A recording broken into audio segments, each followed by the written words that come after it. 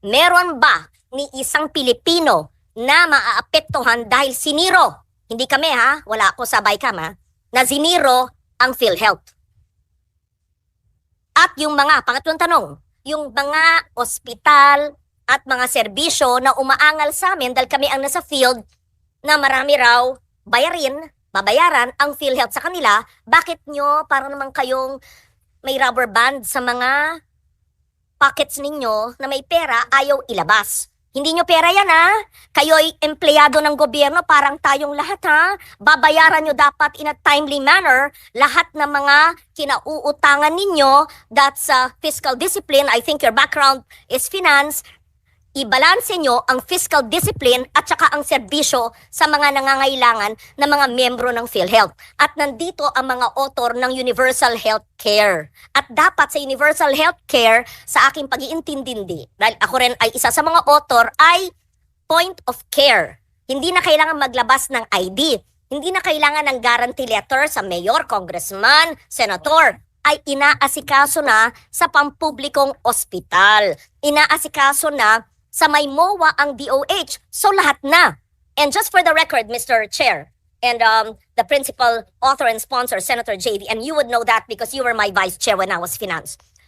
Even before the Universal Health Care was enacted into law, Senator JV, what did I do? What did we do? You were my vice chair for health. I covered, as chairman of finance, every Filipino, every indigent Filipino. Sec Mina Pangandaman knows this. She's now the DBM secretary. She was with me. Alam to ni Attorney Yoli Doblon. Where is she? She was the head of the LBRMO.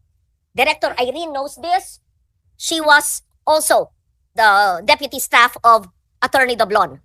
Kaya ng national budget, wala pang universal healthcare na lahat ng mahirap, point of care, pagpasok hindi kailangan magpakita ng ID o GL ng lahat ng pampublikong ospital bago magkaroon ng batas. At salamat na isa batas namin. Okay, pakisagot po. Maraming salamat. So Chair, pakisagot kasi lahat ng ating pinaikot-ikot dito, nasabi nga nyo, 11 hearings na. Simple lang pong tanong ko, sa inyo po nang galing yung figures nyo. Meron kayong 600 billion. Sabi nyo, yung balanse, if you deduct, magkano, 600 minus 489, yung diferensya nun, investment, reserve. Definition of terms, ano po yung reserve? Tapos sinabi din nyo, meron kayong 489 billion sa investment portfolio.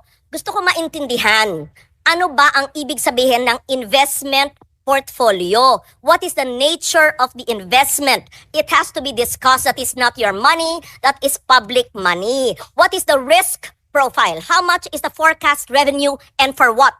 And what are the financial institutions where this is lodged? And I would like them to explain to us. Because kinakaltasan lahat kami, tayo, ng PhilHealth. Kayo ang may hawak.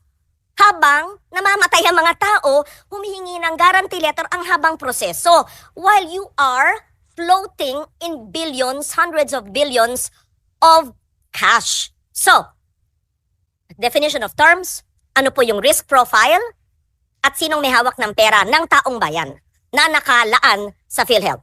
Simple lang po maaring sa Filipino tayo magsalita para maintindihan dahil gusto rin namin malaman. Salamat po. Mr. Chair. Pakisagot lang po na yung exact amount talaga ng reserve fund ninyo. Maraming salamat, Mr. Chair. Based on our financial report, Mr. Chair, this one is October 2024. Our reserve fund is in the amount of 281 billion pesos.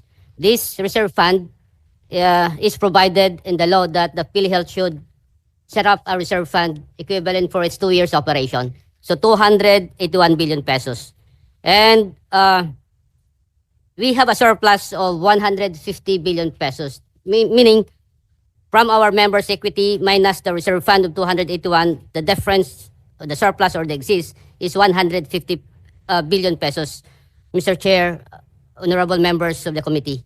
Now, as to our investment. Sandali po. Yung 281, sabi nyo, nakasaad po sa batas. Apo. Na kailangan. O sige, pakita nyo mamaya yung provision sa batas creating PhilHealth, right? Or the Universal Healthcare, which? Opo. Which? Ano opo? Dalawa po.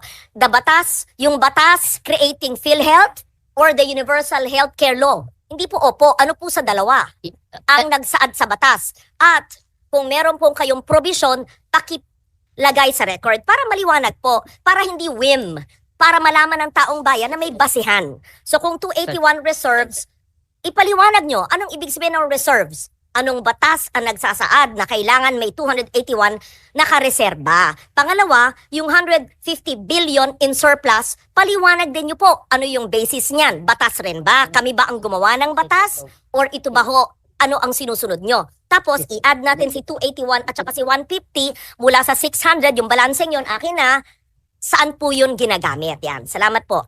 Maraming salamat, Mr. Chair, Honorable Ligarda. Now, on the reserve fund po, Republic Act 7875 or the PhilHealth Law, mayroon po yung provision. And of course, it is also stated here in Section 11 of the Universal Healthcare Law that Program Reserve Fund, PhilHealth shall set aside a portion of its accumulated revenue not needed to meet the cost of the current year's expenditures as reserve fund, provided that the total amount of reserve fund shall not exceed a ceiling equivalent to the amount actuarially estimated for 2 years projected program expenditures. So ito po yung basis po natin why we're gonna set up the 2-year reserve fund in the in compliance with this provision, Mr. Chair, Honorable Ligarda.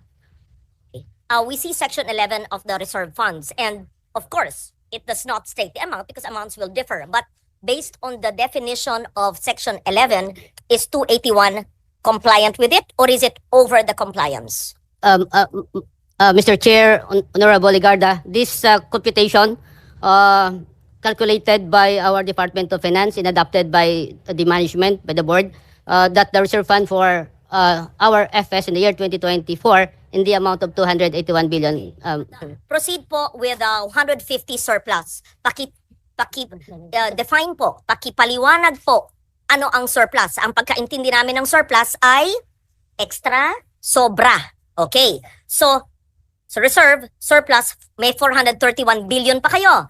Ayan. Paliwanag nyo yung ibig sabihin ng surplus at yung basihan ng surplus nyo, tapos yung 431, nandun na tayo. Paliwanag po nyo yung paggamit ng 431 at saan po naka-invest, ano po yung interest, ano yung risk. Thank you.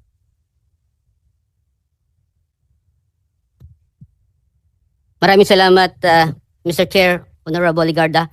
On the part of the surplus po, ay initially in the year December 2023, wala ho tayong na-set up ng ganito. The initial that we have reserved ay 464 billion pesos. Now, with that computation of the EOF and adopted by PhilHealth, so yung sobra doon ay yun ang tinatawag natin na surplus.